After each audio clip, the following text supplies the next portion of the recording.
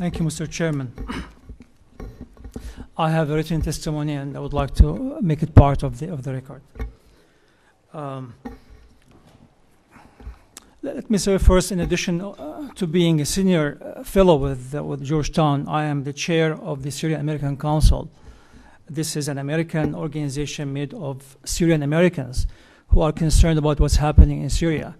We were formed in 2005, especially to engage the Syrian government, hoping that we can persuade them to start a process of democratization, but despite all the efforts, nothing happened.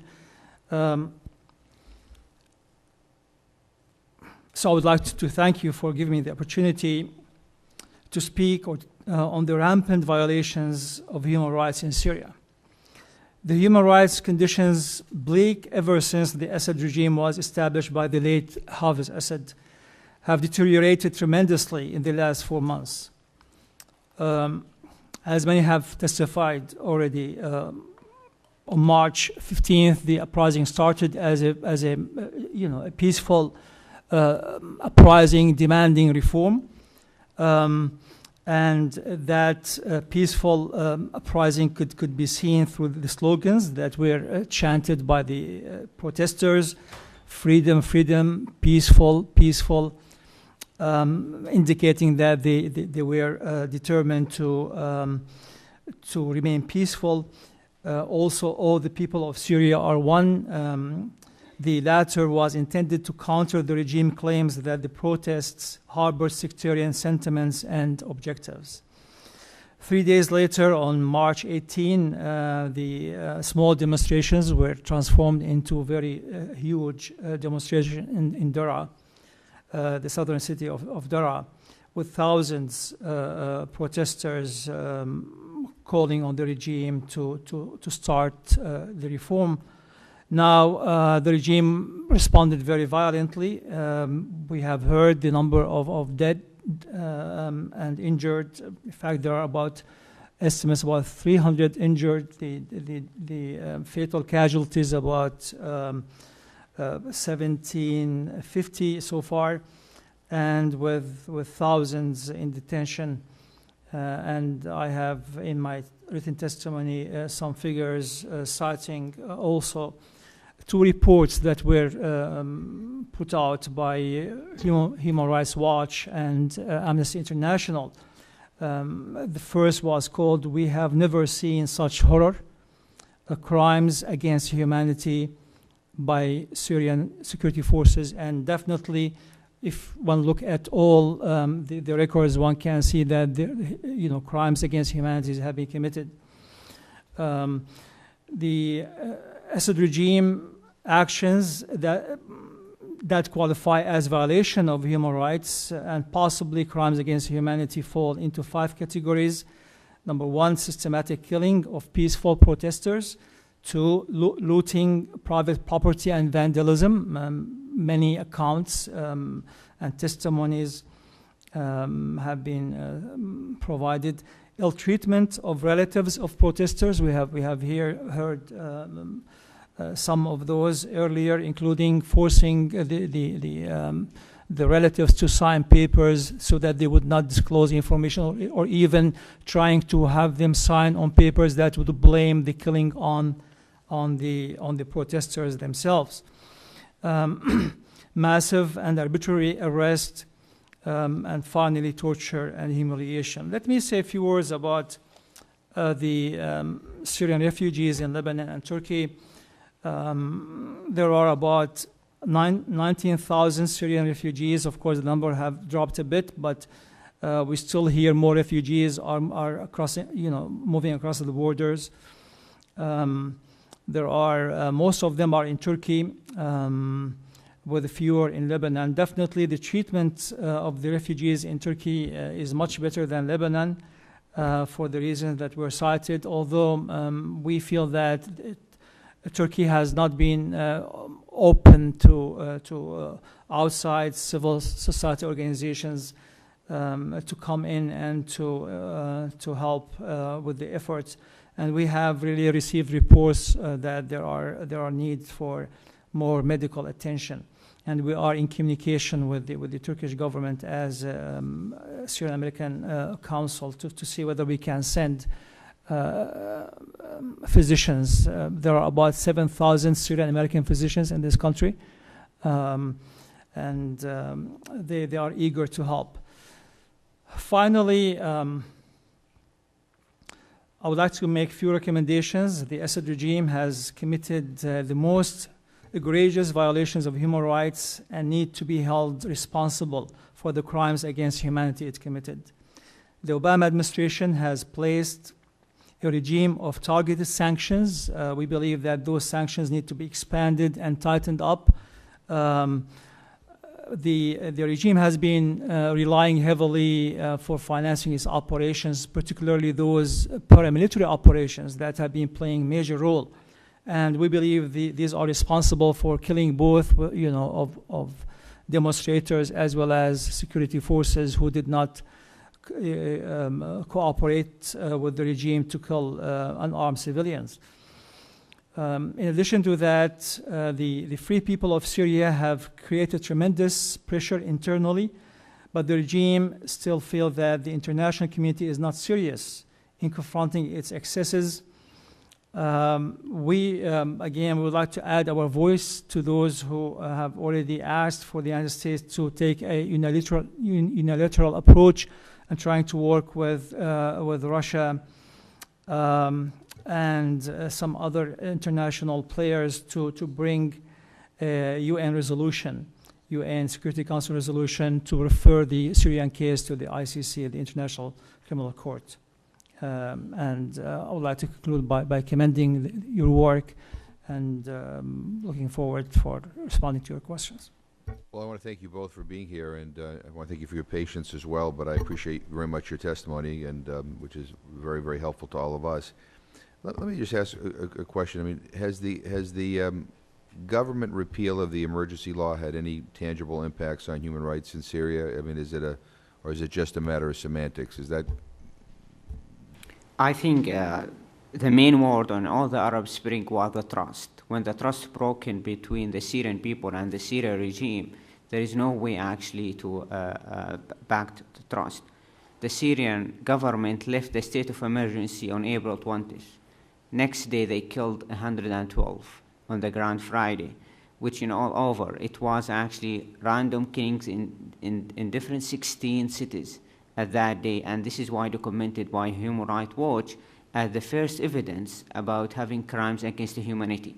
This is why the proposal of the dialogue with the Syrian people or with the Syrian opposition yesterday, where they came up to have amendment of the constitution and other laws, has no impact on the ground, even that if the Syrian government had the best democratic constitution, it still have the President Bashar al-Assad in power, has no trust that he will amend the constitution later on for the national interest. And this is why, as the trust broken between the Syrian people, and the only demand of the Syrian people right now for Bashar al-Assad to step down. Safi? I would say that repression has increased after lifting the martial law, the emergency laws. And we have to remember this is not a government of laws. I mean, laws mean nothing for them. In fact, what we have started to see is that the number of killing has increased and the use of snipers. Many of those who died because of injuries in their head and chest. So you can tell that the regime had a iron fist policy, intentionally killing people, hoping that they will disappear. And in addition to that, clearly the regime moved to use its military force, from using the security forces to using the military divisions to deal with the uprising and with the demonstrators.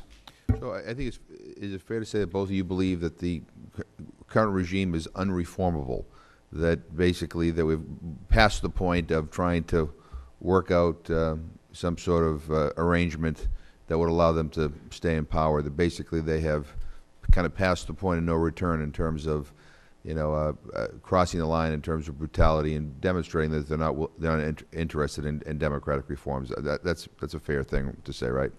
This is a fair statement. And in fact, you know, if you look at the regime, this is a family affairs. Right. There's no more one-party system. The party has been, marginalized. So you have the Assad and Makhlouf family, the cousins of the Assad family, in control of key positions within the security apparatus.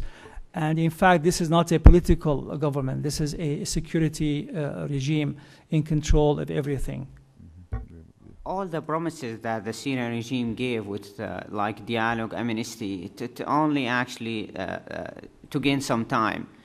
The main strategy of the Syrian regime, how to actually crack down the protest in any ways, to stop the protest, because this is actually the real power on the ground in the hand of the people and in the hand of the opposition.